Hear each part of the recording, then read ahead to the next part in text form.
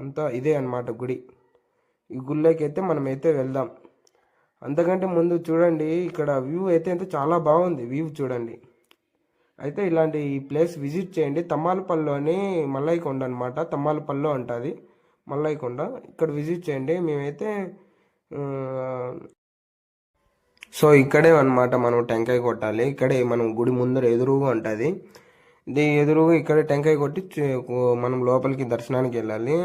చూడండి వ్యూ అయితే చాలా బాగుంది కదా. విజిట్ చేయండి ఖచ్చితంగా ఈ టెంపుల్ని. చూడండి వ్యూ చాలా బాగుంది. అక్కడైతే మధ్యలో ఒక ఇల్లు మాత్రమే ఉన్నది. అక్కడ చుట్టూ అడవి, అక్కడ ఎవరో కట్టుకున్నారు. ఒక ఇల్లు మాత్రమే ఉంది. తప్పకుండా అయితే విజిట్ చేయండి. ఇది తమ్మాలపల్లిలోని మల్లయ్య కొండ అనమాట. శివుడు ఉంటాడు ఇక్కడ. ఖచ్చితంగా అయితే విజిట్ చేయండి. మీరైతే తప్పకుండా మిస్ అవ్వకండి.